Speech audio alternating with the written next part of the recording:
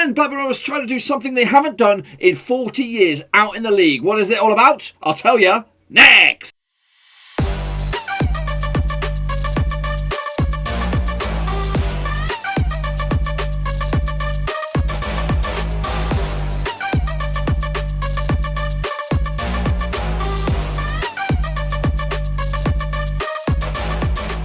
That's right, folks. Blackburn's giving another match preview. This I'm looking forward to a Blackburn Rovers match up against Luton Town and Ewood Park. And we'll get to that in just 1 second. If you're new to the channel, stop what you're doing, swallow what you're doing, and smash the old subscribe button to get you bang up to date with all things Blackburn Rovers related, championship related, world football related. We got it all here on the Warooski. That's right, boys and girls. Yes, 40 years since Rovers last beat Luton Town in the bloody league back in the 1981 season.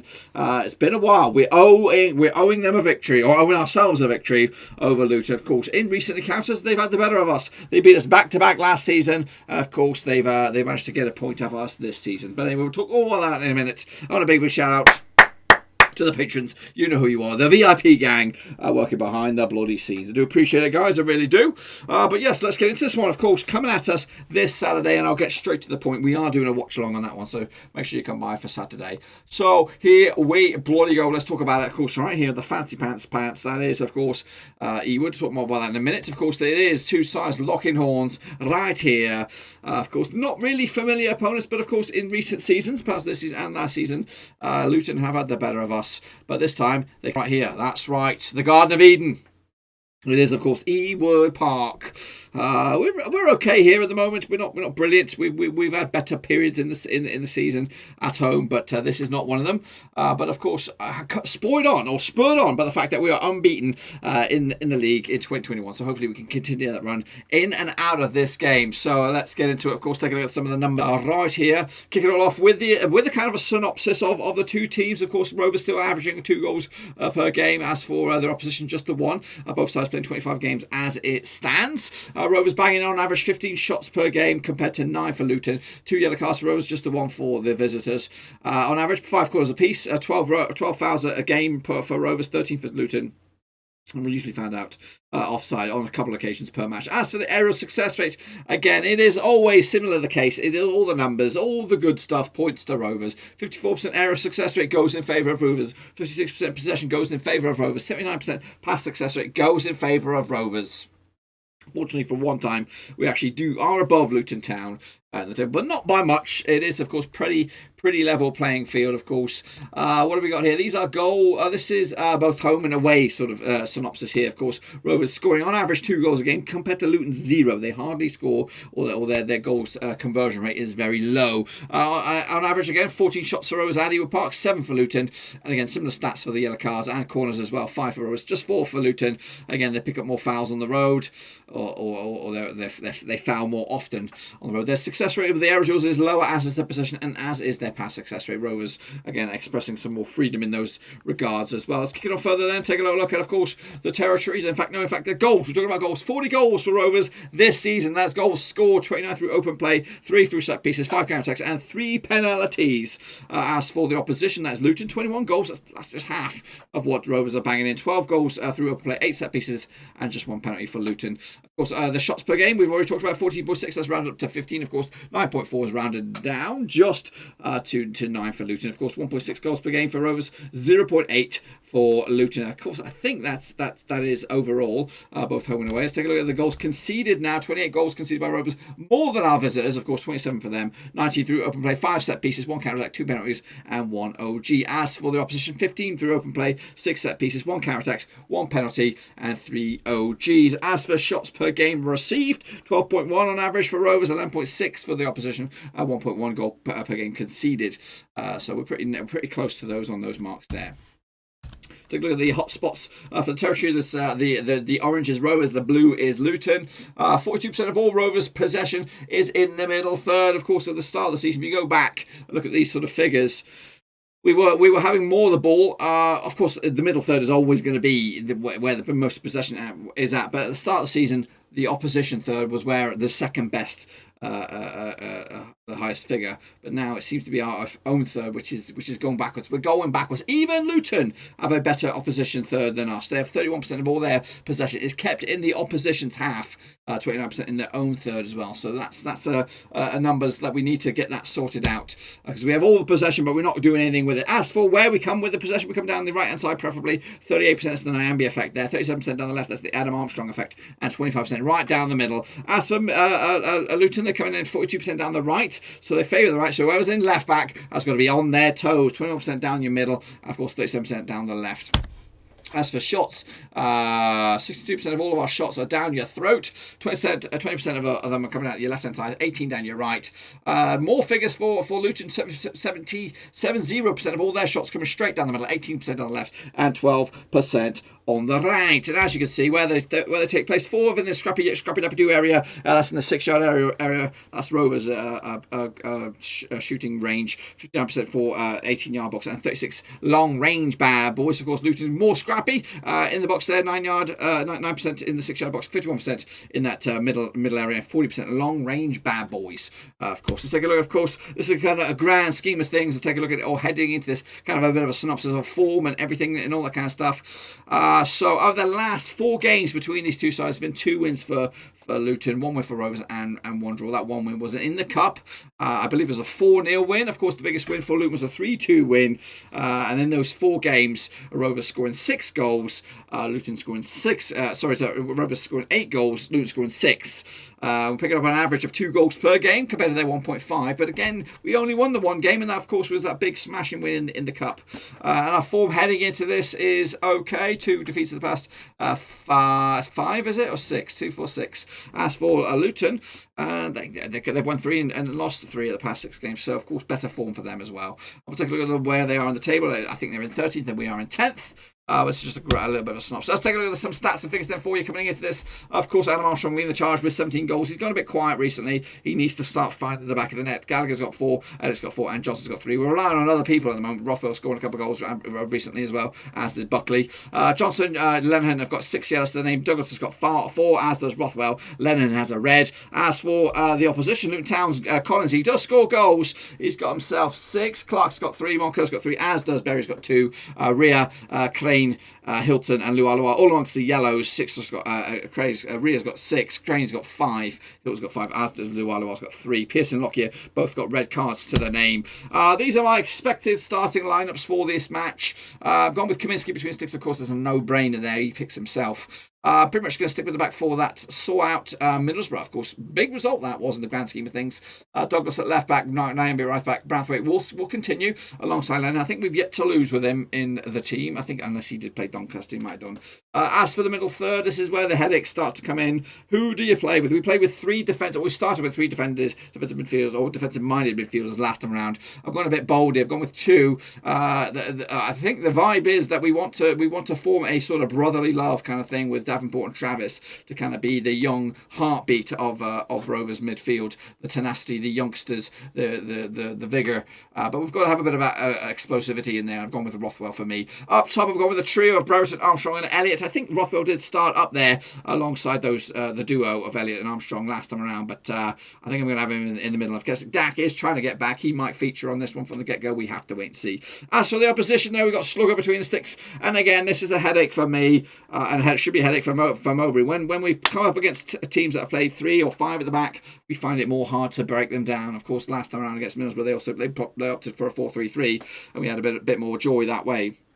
They're stuck in the midfield, they're stuck in the defence, so we're going to have a lot more difficulty breaking them down. So hopefully we can find a bit of magic. But anyway, they've got Slugger between the sticks. Bradley, Rhea and Lockyer make up your back 3, your 3 centre-backs with Potts and Brie on your full-backs there. Dewsbury Hall's coming on loan from Leicester. Panzu and Berry in the middle there. And Collins and Cornick, of course, the dynamic duo. You know when we have the SAS? you have the COC, the Cox up top.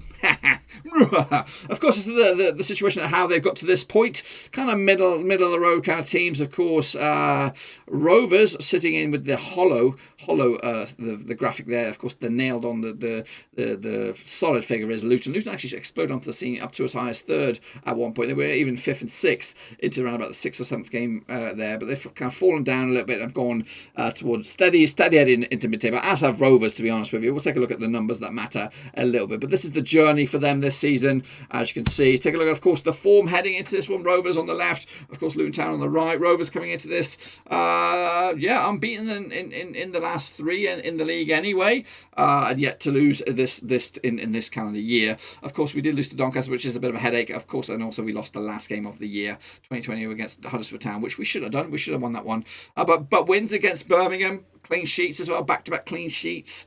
Well, not really back-to-back, of course. We drew against Stoke last round at Ewood, so hopefully we can get back to winning ways there. As for Luton, of course, heading into this on the back of 2 defeats, losing to Chelsea in the FA Cup, that's nothing to be ashamed of. Losing to Brentford at their place, it's nothing to be ashamed of. Of course, back in the 16th of Jan, they did pick up a cheeky away, whereas they've actually been on the road. This will be their 4th game on the road, and they've actually done okay for themselves, even though they've only won one of them. They've actually just won once of the past 4 games, 2 wins of the past 5, if you want to include that FA Cup against Reading match. But anyway, take a look at the form table as it stands right here, right now. Swansea are your kingpins, picking up 14 and a possible 18 points at the last 6. Brentford also up there as well. Norwich are in 3rd, and Watford are 4th. Rovers, whoosh, we are into 12th. Luton Town are into 15th. That's what we want to see. We want to make sure that they're beneath us, and that is, of course, both home and away. So take a look at the home form. We're more focused on Rover. Whoa.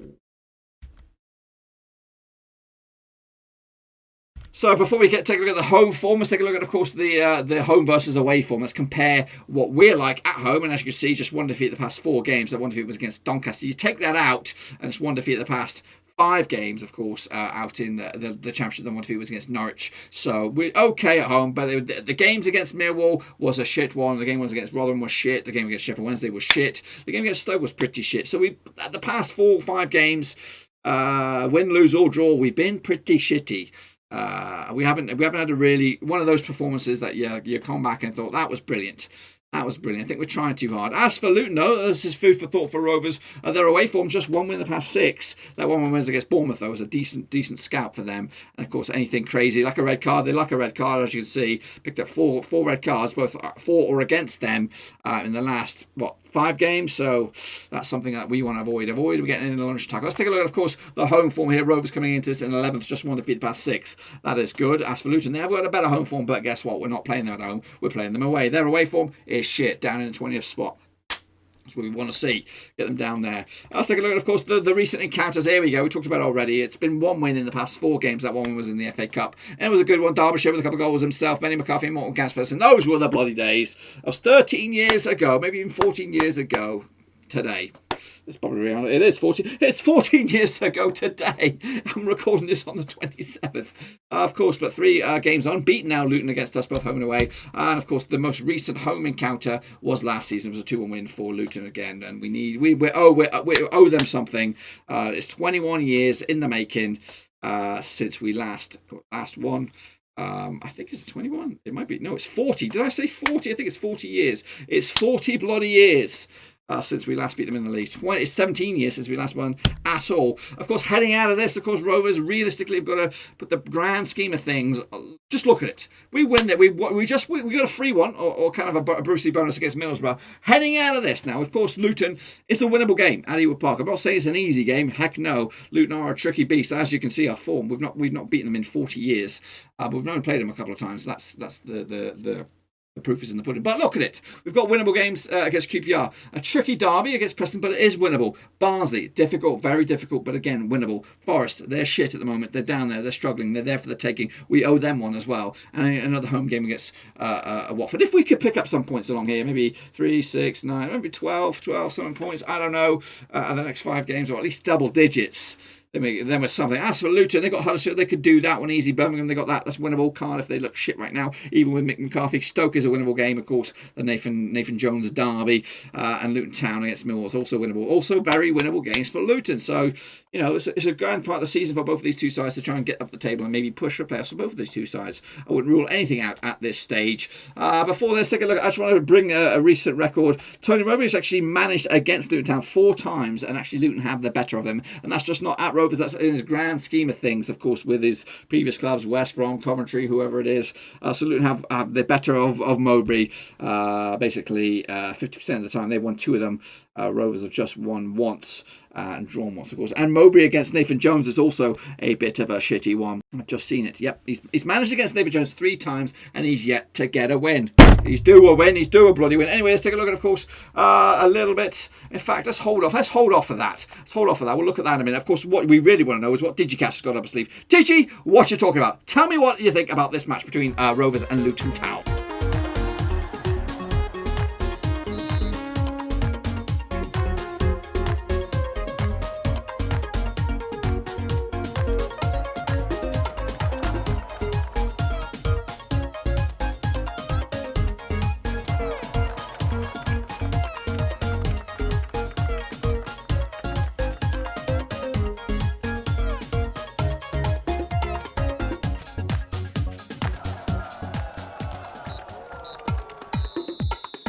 So a little bit of what I've had to say. What's been said on the old social media? Let's take a little look at what's going on the brfcs.com forum. Let's have a little look at it. Big Dog Steel kicked us all off, he says. So here we are again. Not quite on the cusp of the playoffs just yet, but not far off it. Luton have been a bit of a bogey team for us of late, but surely this is a game where we stab our credentials and go on a run that brings us deep into the playoff places. I can feel it. He's gone with Kaminsky. So have I. Nyambi, Lenhern, Branthwaite and Douglas. So have I. Travis Rothwell. Yes, they're in my team. Elliot, Brereton, Armstrong. He's gone with Dak. I've gone with Davenport, but that's what it is, of course. But then he's opted for this one with the 4-3-3. And again, he's opted for Dak again of Davenport, of course. Can we rise above the dark arts of Nathan Jones? That's right. The mighty Chaffage says the last 2 games against Luton have left a sour taste in the mouth, and he also frustrates us.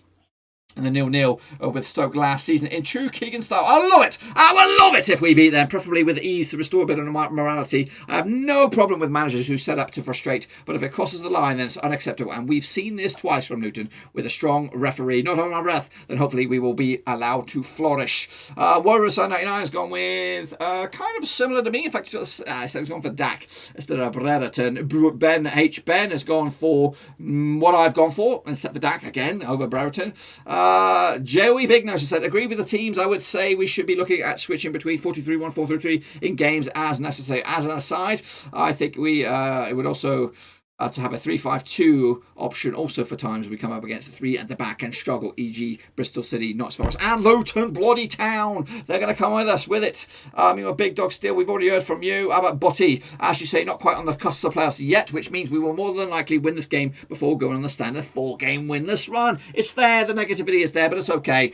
Still, though, I'm not going to as far as Mercer and call this a home banker. Luton a solid team and will be a tough game. And one, I think we'll edge it, though. 1864 Rovers says just 3 points will suffice. Luton won't be afraid to attack Rovers, just to have to be patient and take their chances. Mercer, not worth debating. Win at Middlesbrough. We have confidence surging through the veins as though delivered by minute executed missile. A stonking home banker and almost evens a license to print money. Fill your bloody boots, he says. And we'll end it with Rovers' return here. In the next 7 league games up until end of February, we play just one side above us, Watford at home. We then have a horror run of 6 games in March where we play 5 of the current top 8 in the league. Why a horror run? Some might opine, is that a chance to take points off the others' challengers? Well, considering we have won exactly 1 game all season against the team currently in the top 10, then that needing a huge slice of fortune with the referee not seeing Branthwaite's foot in the opposition player's face, then I'm not too sure we can be too confident about playing the more competent teams in the league just yet. It's now or never to go on a run. We need to be in the playoffs, not just near them by the end of Feb. Can't say I'm confident, but as Mowbray is going nowhere this next month, we'll either keep the ember of the hope burning or completely extinguish it for what's such a promising 2020-21 campaign. Life as Rovers fan since 2010,